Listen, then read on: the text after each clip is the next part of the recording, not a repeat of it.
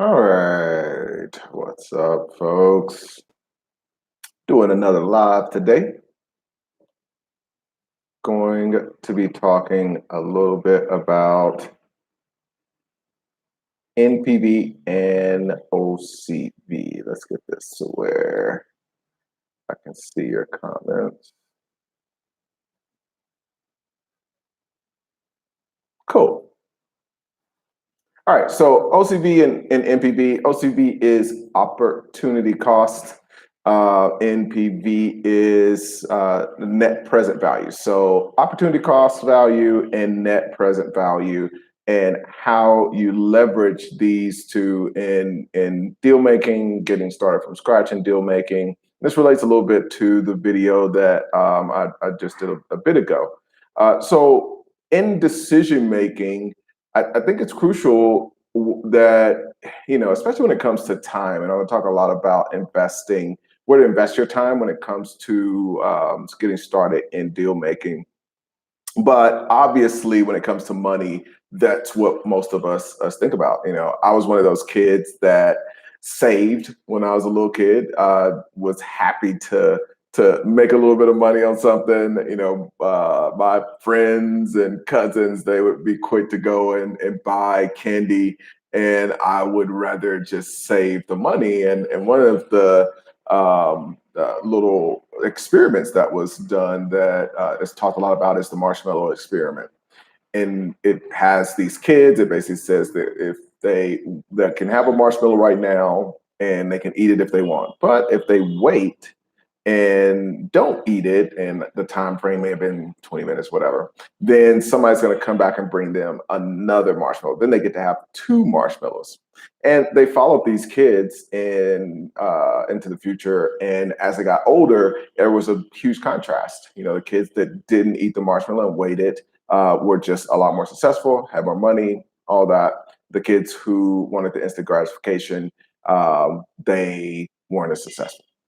So interesting study, but when you apply that to today, it's when you become an adult and you're trying to decide what investments to make, what businesses to buy, how to spend your time. Things get a lot more complicated. You have to consider a lot more. So if somebody tells you, okay, I'm gonna give you $100 right now, or you can wait 20 years and I'll give you $100, then you've got to consider the fact that with inflation, that the $100 in 20 years together could be worth less than the $100 today.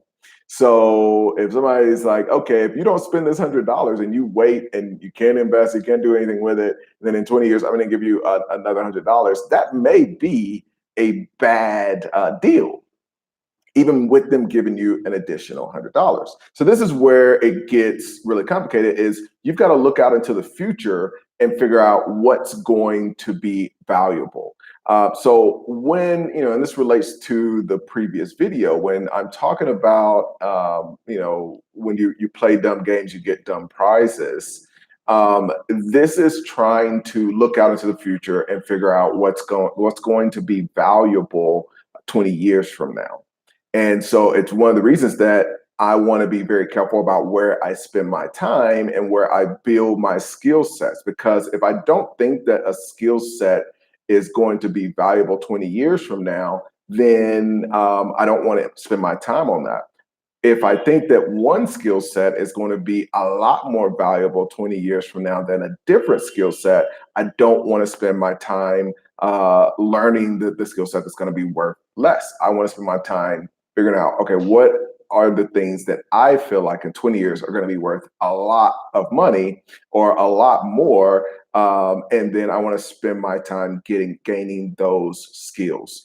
For people that are doing some of the things today, if you think about some of the courses that are available, somebody that spends a lot of their time trying to become a Instagram influencer or figuring out Instagram ads, that is a huge risk, because they're spending years or whatever, hours, months of their life, which I'm obviously of the belief that that's the most valuable asset. So it's literally like investing money in something because that's time that could be used to generate income. So you're literally spending money in something, investing in something that may not even exist in 20 years, let alone be something that anybody cares about. The likelihood of, even if it does exist, it being something that anybody cares about is like negative, negative zero.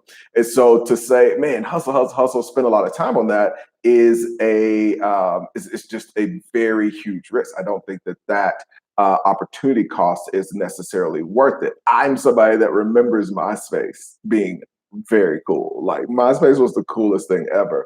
And it honestly didn't even make sense. It didn't make sense that Facebook won. Like at that point, because MySpace, you could uh, change the background, you could change colors, you could add music to your page. For all the youngsters that are watching this, it's like, what are you talking about? So you could have like pictures as your background on, imagine Facebook, but you could have pictures on the background and like actually edit your page so that it had the colors and all of this. And so this other thing came out with like literally less features, and it's like, why would anybody go over here? And now, I'm having to explain to the younger folks like what MySpace was and why it was actually cool. So the people that and there's actually, man, there's a movie on Netflix where somebody talks about having this huge MySpace following that literally just goes to zero. So that wasn't a smart option when you're looking at making that opportunity cost value, because that person could have invested that time. They were obviously smart. They're smart enough to build a big following. They're creative. They're able to get attention or whatever. But to spend the time building that was basically not the smartest thing to do, because long term, the opportunity costs ended up making that a zero investment. So every second that you spend in a game that won't be more valuable in the future is a huge cost. So, and that's the thing to remember, and that's when a part of this is still that same concept of playing stupid games will get you the stupid prize at the end. And most people aren't considering, where else can I invest my time? If you're only presented with, hey, here's where you're able to invest your time, and you don't go out and have something else to compare it to, then it's easy just to say, okay, well, this sounds good. I'll invest my time here, and maybe you get a quick return, the short term, but that time is gone forever. And now you don't get to get a long-term return. So the time that I spend, I want to get paid for forever. And I want it to be constantly increasing in value, just like when I invest my money. So let's talk a little bit about the other end of this, which is net present value. So when it comes to net present value, it's kind of like the opposite of OCV. It's looking into the future and the money that you could get in the future, trying to value it in today's dollar. So let me give you an example. Let's say that you've got an opportunity to invest in a deal, but it's like a sweat equity deal, or it's a consulting for equity deal. So we do a lot of those kinds of, or clients do a lot of those kinds of deals. So you go in, you're going to get a consulting for equity deal. The owner says, man, my equity in 10 years is going to be so valuable. I'm going to sell the business. I'm going to sell it for this. You're going to have a major exit. I'm going to give you this equity and give you 1% of the company. What you then have to do is the opposite, because this is somebody that's not saying, hey, you've got something today to invest, figure out what it's going to be in the future. This is the other way of thinking about it. I'm going to get something in the future. Now I need to bring it back and figure out what is that worth to me today, to as a compensation. And it's not gonna be, it's a lot of people, even in these startup worlds, a lot of people get obsessed with the idea that, okay, one day this is going to go public and I'm going to have $1 million. So I'm going to just eat crap for the next 5 years, 10 years, get paid very little. But there's still that concept that you want to figure out, okay, if in 10 years I'm going to get $1 million and I've got to pay taxes on that, what is that going to really break down to? And is there another opportunity that I could put that time into that would generate a better result, even if it is different? Another kind of way to think about this is, what would a venture capitalist or what would an investor pay for this opportunity to make that amount of money in the future, given the risk, likelihood that things aren't going to go perfectly, and all of that. So when we're thinking about things as a deal maker, a lot of what we want to figure out is, when it comes to deals that we're investing in, is, do we want the prize that's going to come in the future? You could get complicated with it and come up with an algorithm that would say, all right, if you're going to give me $1 million in the future, given the risk, this is only worth $10,000 today. But I don't think most people even need to get that complicated. I think most people aren't even thinking about the basic thing of, what is the prize in the future and what is that worth to me today? I think about people that are in jobs that are going to retire, and they see somebody retire, and the person, back in the old days, it was a big thing that you would get like a Rolex watch, and people would come and celebrate. There'd be a ceremony, you'd have lunch, and you spent 40 years. They thank you for your time and dedication to the company, and talk about how awesome you are, and they give you this amazing Rolex.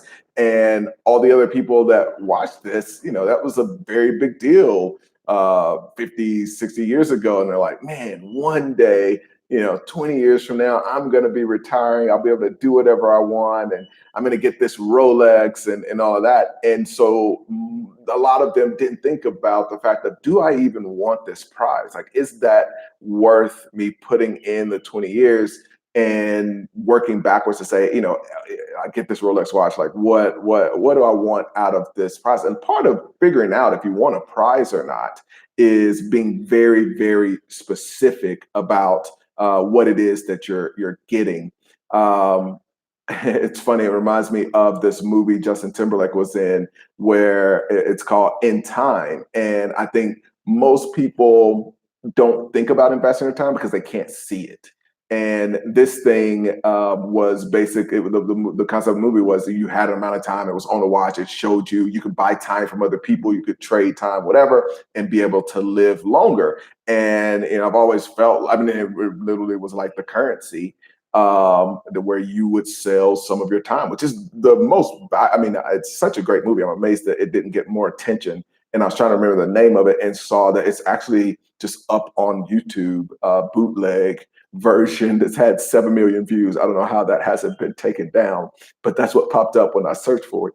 So it's called In Time. I'm going to check that out. But it reinforces that concept that when you're investing something, you should invest your time way more conservatively than you invest your money. And most people are super, super concerned. They'll spend all their time trying to map out, okay, I've got this amount of money. How much should I invest in this and that? And they spend a lot of time on that. But when it comes to investing their time, they just do it willy-nilly. So check that movie out. Let's see.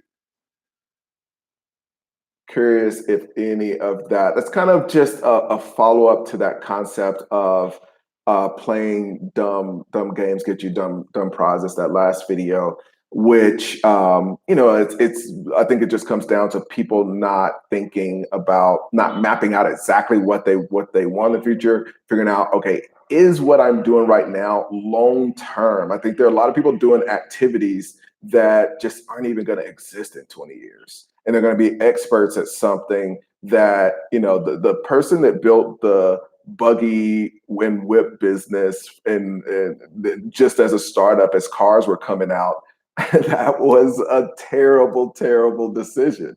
And as quickly as things move today, I think using the OCV and NPV kind of concepts in every decision making, in money, but also in time, which, like I said, is more valuable. It's important.